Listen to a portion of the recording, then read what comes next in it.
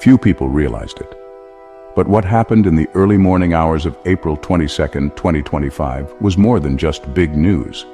The passing of one of the most important figures in modern Christianity, Pope Francis, wasn't just a milestone in the history of the Church. It was a quiet but deep sign that seems to echo among the forgotten verses of the Bible.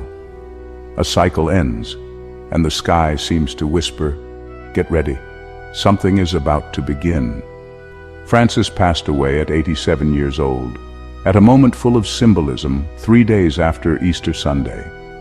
It was as if time itself had waited for the end of a holy cycle before silencing one of the most influential voices of the Christian faith in recent times.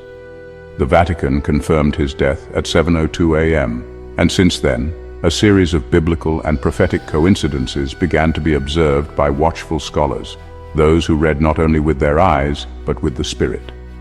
During his 12 years as Pope, Francis was much more than a religious leader. His journey was marked by breaking with tradition, acts of humility, trips to conflict zones, and a constant call for social justice. But what few people knew is that many of his public speeches contained veiled references to prophetic texts, especially the Gospels and the book of the prophet Joel, where we read, "In the last days God says, I will pour out my Spirit on all people." Joel 2:28. Pope Francis's death happens at a time when the world is feeling a lot of anxiety. Political crises, technology growing too fast, environmental disasters, and a generation that's moving further and further away from faith. With all of this happening, his death marks the end of an era, and maybe the beginning of another one that was prophesied but ignored by most of humanity. But how does all of this connect to the Bible? In the book of Isaiah, chapter 24, there's a description of what seems like the breaking down of an era. The earth will stagger like a drunkard, it will shake, and it will fall, and will not rise again. Isaiah 24:20. This text, for centuries, has been interpreted as symbolic. But what if it's also describing the spiritual collapse of a global religious structure? What if Pope Francis, with his departure, is the last piece of stability removed before the final stagger? Since the beginning of his ministry, many have seen Francis as the pontiff of the end times, not in the classic apocalyptic sense, but as a man who crossed divisions and became a symbol of a globalized and connected Christianity. With his death, the burning question arises, who will inherit this legacy, and what will become of the Christian faith without his conciliatory presence in the midst of modern chaos? In the book of Revelation, chapter 10, the angel declares, "There will be no more delay." A phrase that carries the weight of the end of preparation, the beginning of a fulfillment. And as we look at the life and death of Francis, we can't ignore that something is being announced, not with thunder or earthquakes, but with the silence of a mourning that seems prophetic. When we look closely at Francis's journey, we realize his presence on earth wasn't just official.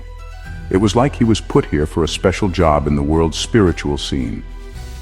His simple actions, from refusing fancy clothes to living in a guest house instead of the fancy palace, carried messages beyond what we could see.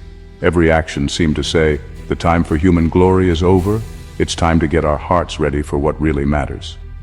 And now, with his departure, what remains is an echo, an emptiness. And within this emptiness, a prophetic whisper that can be heard by those who sincerely seek. Do you remember the text of Revelation 17? It says that 7 kings were established. 5 have already fallen. 1 still exists, and another is yet to come, but will not last long. Soon after, an 8th appears.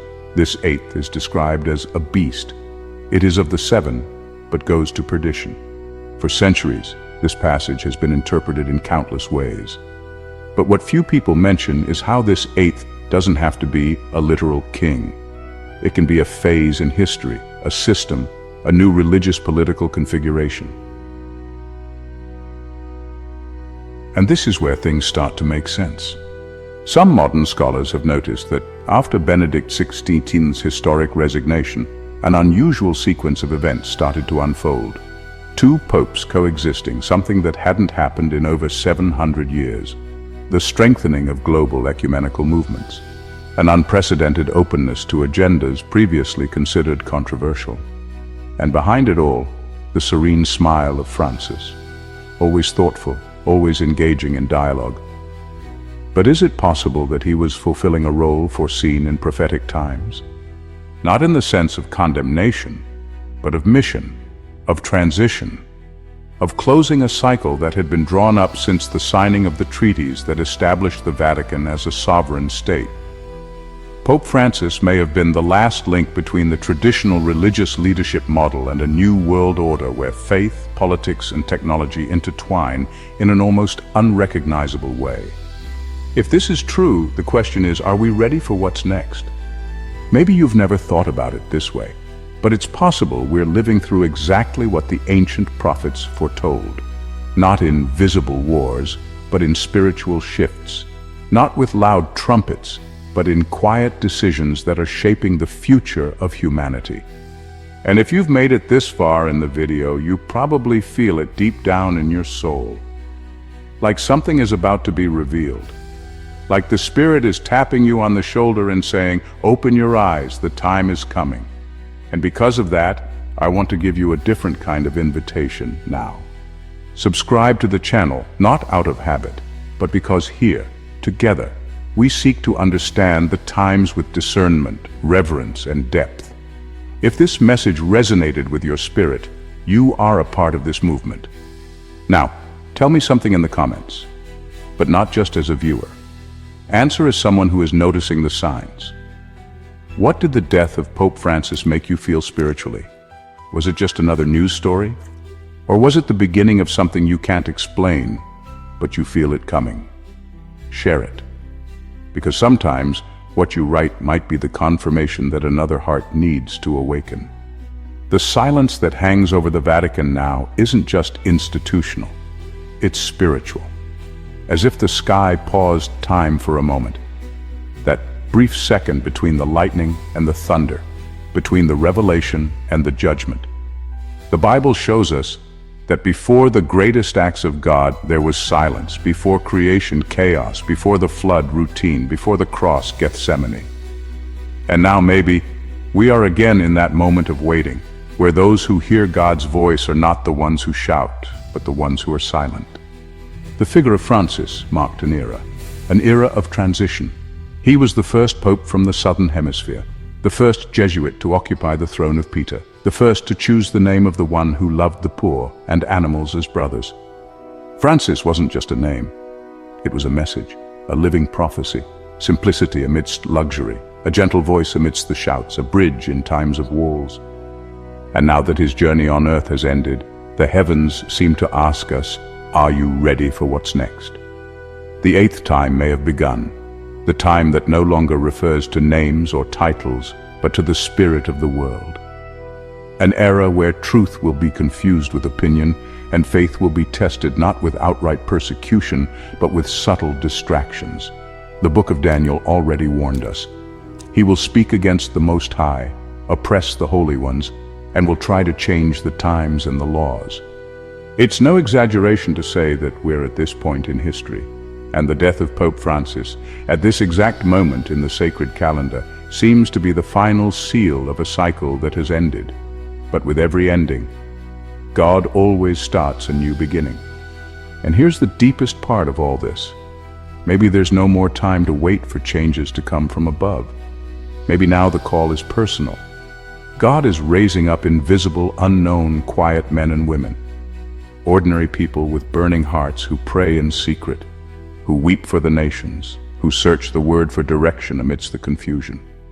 If what we've talked about resonates with you, if something inside you is stirring, touching, calling, then you are already among the awakened, among those who don't just live to survive, but to understand, among those who don't just watch history unfold, but are part of the generation that will see the fulfillment of Scripture's greatest promises. And so I want to give you a sincere invitation from the bottom of my heart. Subscribe to the channel now. Not because it's what every video asks for, but because here we are building something different. A place of clarity in the middle of all the confusion. A space for faith without all the rules. A community where each video is like a candle lit in the darkness.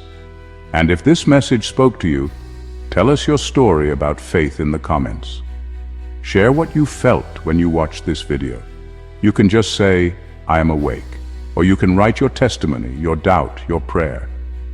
But don't let it pass.